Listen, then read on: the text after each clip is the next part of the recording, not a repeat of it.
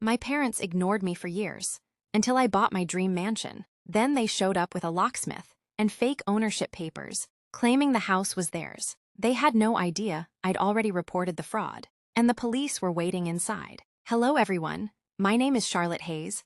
I'm 37 years old, and the first Christmas my parents wanted to spend with me in nearly 8 years. They arrived with a locksmith and a folder filled with forged property documents. They smiled as if they already owned my home. They believed they were about to walk into the mansion I'd spent 15 years building my life to afford. Instead, the moment they forced the front door open, the lights came on. Police investigators stepped out of the living room. 2 detectives walked down the staircase. Several reporters, waiting with the investigators, immediately began taking photographs. My mother's smile disappeared. Dad whispered one sentence I'll never forget. Charlotte knew, yes, I did. But none of that happened by accident. It started years earlier. I grew up believing I was invisible. My older brother, Ethan, was my parents' entire world. If Ethan scored a goal during soccer, the whole family celebrated. If I earned straight A's, Mom smiled and said, "That's nice, sweetheart." Then she'd ask Ethan about practice. Every birthday felt the same.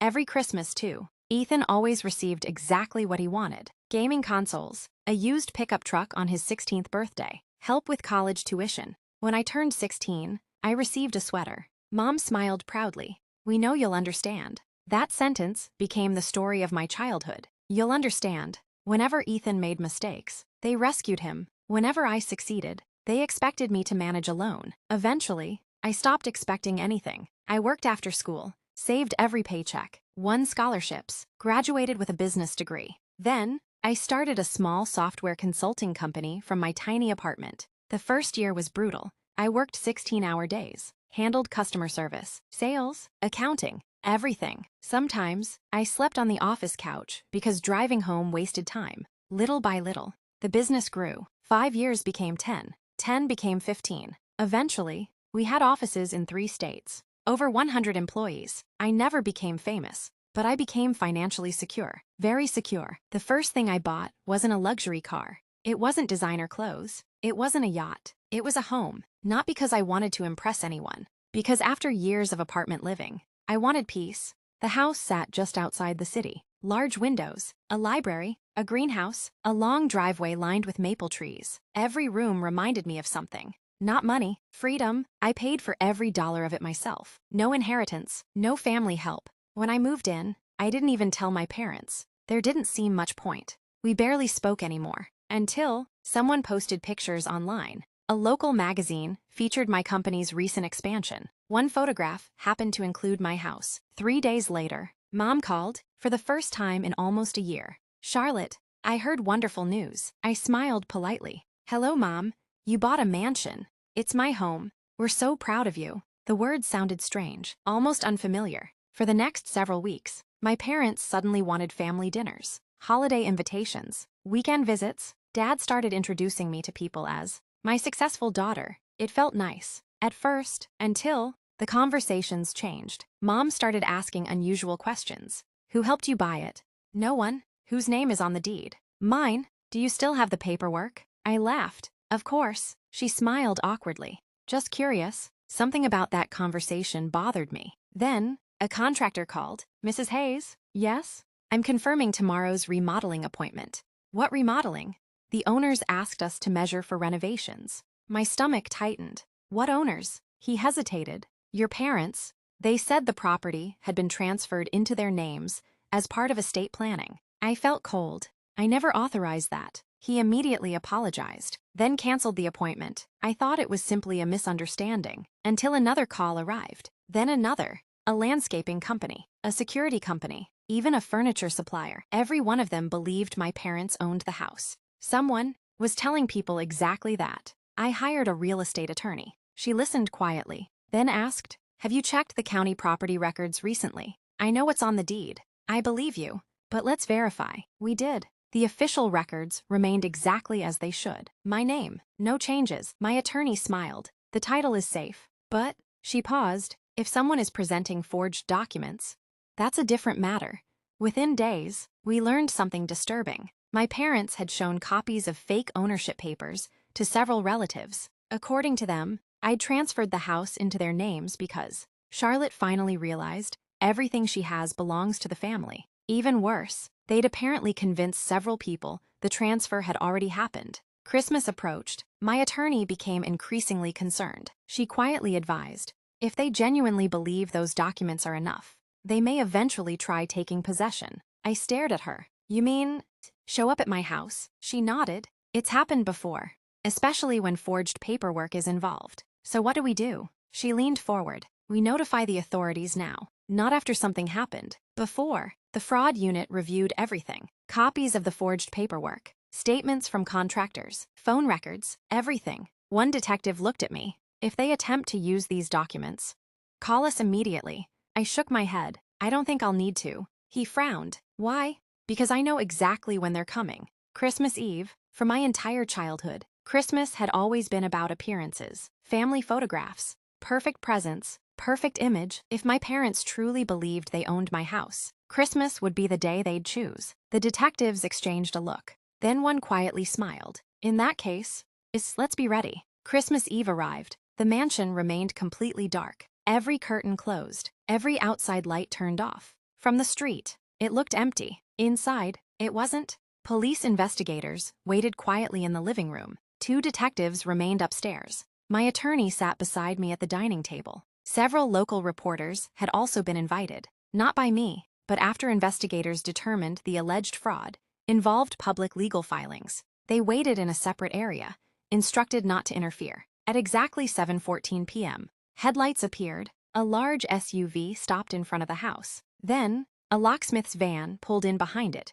My parents stepped out smiling. Dad carried a thick folder. Mom confidently walked toward the front door. The locksmith followed. One detective quietly whispered, "They're here." Nobody moved. Outside, Dad handed the locksmith several papers. The man studied them, then nodded. He reached into his toolbox, lifted his drill, and walked toward my front door. Because sometimes, people become so convinced a lie is the truth that they walk straight into the consequences without realizing anyone has been waiting for them. As the locksmith reached for my front door, and the detectives silently positioned themselves inside the dark house, I realized Christmas was about to become the one holiday my parents would never forget. The locksmith reached for my front door. He inserted a tool into the lock. Before he could turn it, the lead detective quietly nodded toward another officer. Now, every light inside the house came on. The front door swung open from the inside. The locksmith jumped back. Standing in the entryway were 2 detectives. Behind them stood uniformed police officers.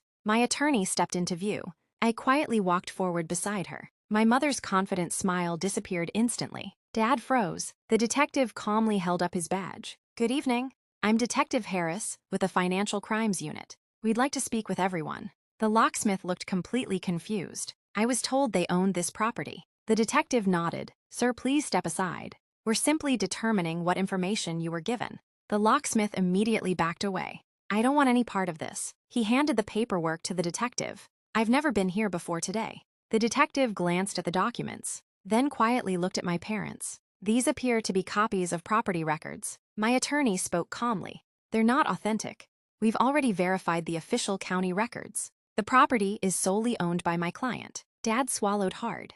"There must be some misunderstanding." I finally spoke. "No, there isn't." Mom stepped toward me. "Charlotte, we were only trying to keep the house in the family." I looked at her quietly. "It already was. It belonged to your daughter." She opened her mouth, then closed it again. The detective carefully placed the papers into an evidence envelope. "We'll determine where these documents came from." He looked toward my parents. "Until then, I'd advise you not to make any further claims of ownership." Just then, one of the local reporters stepped outside. Another followed. Cameras remained lowered. No one interrupted. They simply documented what was already happening. Mom suddenly noticed them. "What are they doing here?" The detective answered. "They're observing a matter that became public after multiple businesses reported conflicting ownership claims." My mother's face turned pale. "This wasn't supposed to happen." I answered softly. "No, it wasn't." Dad slowly removed his glasses. For the first time in years, he looked tired. Not angry, not defensive, just tired. He looked at me. "When did you know?" "The first time a contractor called, asking about renovations, I'd never approved." His shoulders slumped. "You knew all along." "I knew someone was pretending to own my home." Silence settled over the driveway. Then the detective asked one final question. Mr. Hayes, did your daughter ever sign a deed transferring ownership to you? Dad looked at the ground. No. Did she ever give you written permission to act on her behalf? No. The detective nodded. Thank you. That single answer ended every argument. Ryan, my cousin, who had quietly arrived for Christmas dinner, walked over to my father. I believed you. So did everyone else. Dad couldn't look him in the eyes. I'm sorry. Mom finally began crying. I just wanted our family to have something beautiful. I gently shook my head. You already did. You just never appreciated it. She looked confused. What? You had a daughter who loved you. You only became interested after you saw the house. No one said a word, because no one could deny it. The detective handed my attorney a copy of the incident report. We'll contact everyone once our investigation is complete. My attorney thanked him. The officers slowly returned to their vehicles. The locksmith quietly apologized to me. I honestly believed they owned it. I smiled kindly. I know. You did the right thing by cooperating. He nodded gratefully before leaving. Soon, only my parents and I remained standing in the driveway. Snow began falling softly around us. Dad finally whispered, "We lost you a long time ago." Didn't we? I looked at him. No, you kept choosing things over our relationship. Tonight was simply the first time you couldn't hide it. Mom wiped away her tears. Can we fix this? I thought carefully before answering. Maybe, but not tonight. Tonight, I just want to spend Christmas in the home I worked so hard to build. They quietly nodded, then slowly walked back to their car. For the first time, neither of them looked back. Epilogue. Soft piano becomes warm and hopeful, carrying the quiet peace that comes when truth no longer has to defend itself. Nearly 3 years have passed. The investigation confirmed that the paperwork my parents had been using was fraudulent. There was never any question about who legally owned my home. No one ever challenged my ownership again. My parents eventually wrote me a letter, not asking for money, not asking for the house, simply apologizing for ignoring me, for assuming my success belonged to everyone but me, for confusing love with entitlement. I didn't answer immediately. Forgiveness takes time. Trust takes even longer. Eventually, we met for coffee. No lawyers, no arguments, just 3 people trying to rebuild something that should never have been broken. Our relationship isn't what it once was. In some ways, it's better because it's finally honest. Every Christmas now, I still host dinner at the mansion. Not because it's large, because it's peaceful. Everyone who walks through the front door is there for one reason. They were invited, and every year, before dessert, I quietly look around the table. Family, friends, laughter, no pretending, no claiming what isn't theirs, just gratitude. My thoughts. Looking back, the greatest thing I ever owned wasn't a mansion. It was the ability to protect the life I'd built without letting bitterness define me. A home isn't valuable because of its size. It's valuable because of the sacrifices, dreams, and years of hard work that made it possible. The people who truly love you don't need your possessions to prove they're family. They simply need you. And sometimes, the strongest lock on any front door isn't made of steel. It's the boundary you finally have the courage to keep.